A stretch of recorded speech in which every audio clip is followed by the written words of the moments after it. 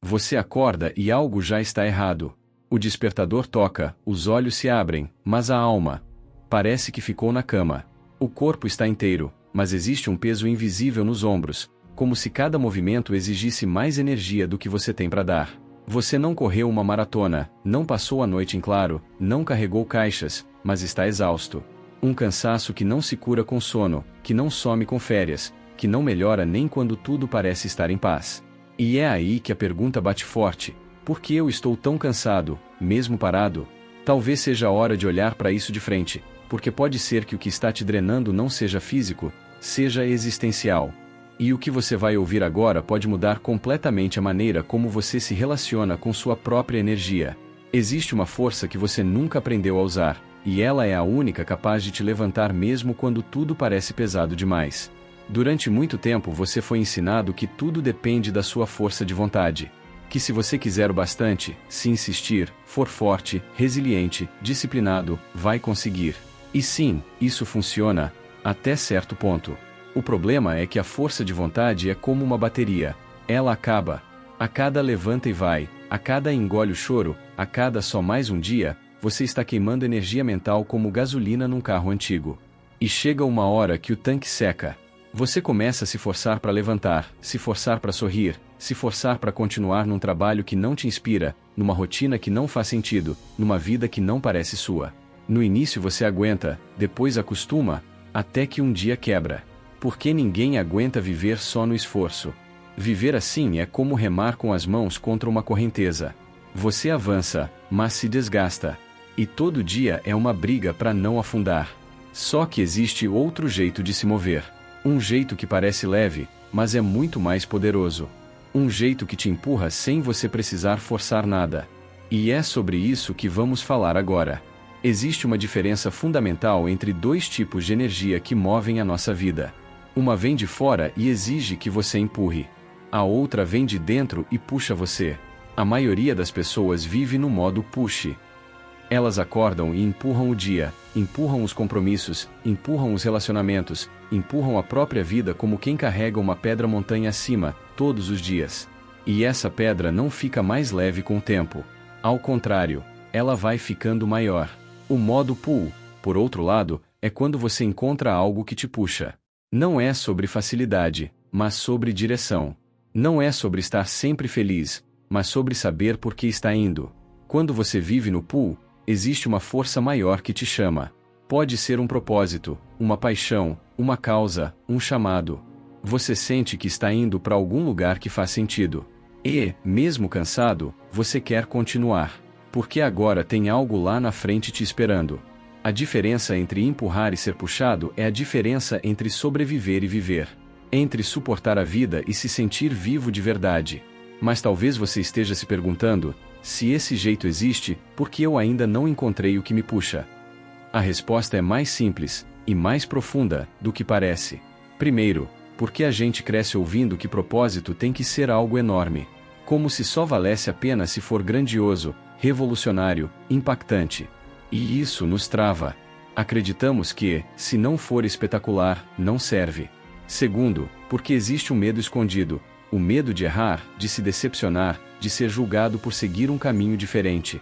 Você começa a sentir o que te chama, mas logo alguém diz: isso não dá dinheiro, isso é besteira, isso não é seguro. E você volta pro mesmo lugar. Por fim, porque fomos condicionados a buscar segurança, não sentido. Desde criança, ensinam a gente a escolher o que é estável, o que é certo, o que tem plano de carreira. E propósito? Bem, propósito não tem carteira assinada. Ele é incerto, arriscado, íntimo. E por isso, muitas vezes, ignorado. Mas talvez, só talvez, você não esteja perdido. Só esteja calado demais para ouvir o que te puxa.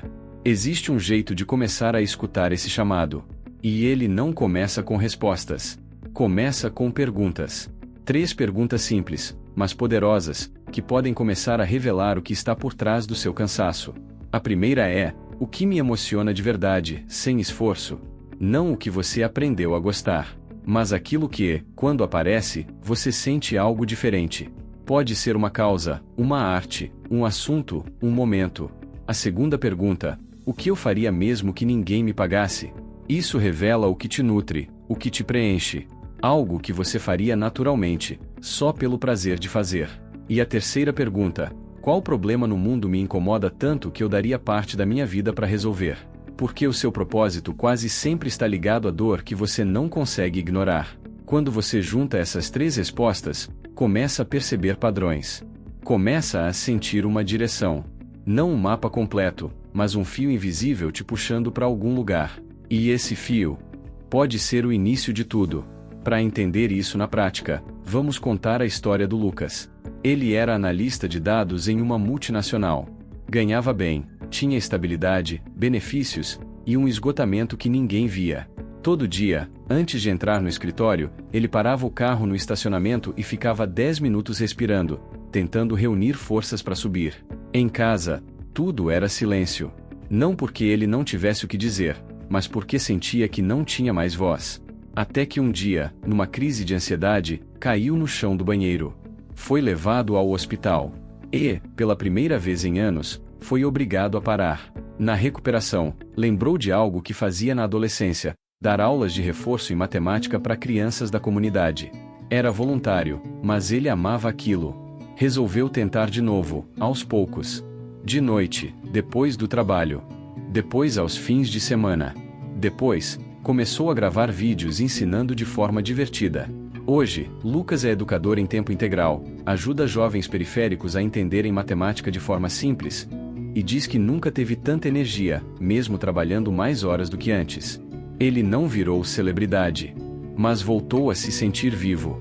E isso é o que importa, porque o propósito não elimina o cansaço físico, mas traz um tipo de energia que nenhuma noite de sono pode dar. Uma energia emocional, espiritual, existencial. Quando você encontra o que te puxa, os dias continuam difíceis, mas tem sentido. A sensação de peso não desaparece, mas deixa de ser opressora. Você acorda com um brilho discreto no olho, um silêncio mais leve no peito, uma vontade de continuar, mesmo quando tudo em volta diz para parar. O nome disso é direção. É como se cada passo, mesmo dolorido, te levasse para um lugar que faz sentido estar. E, nesse caminho, você para de viver como se estivesse sempre empurrando uma pedra. Porque agora, algo maior está te puxando. E talvez a pergunta que realmente importa não seja o que eu quero da vida, mas sim o que é que a vida quer de mim. Qual é a missão que está me chamando baixinho, que eu finjo não escutar? Qual é a causa, o gesto, a entrega que faria tudo isso aqui valer a pena? Pode ser que você ainda não tenha essa resposta. Tudo bem. Mas talvez hoje você precise de uma outra atitude: parar de empurrar e começar a escutar. Escutar com calma, com paciência, com coragem. Porque tem algo aí dentro de você que está esperando há muito tempo para te puxar para onde você realmente pertence. Silencia por um momento. Respira fundo. E responde para si mesmo, bem baixinho: o que é que te move de verdade?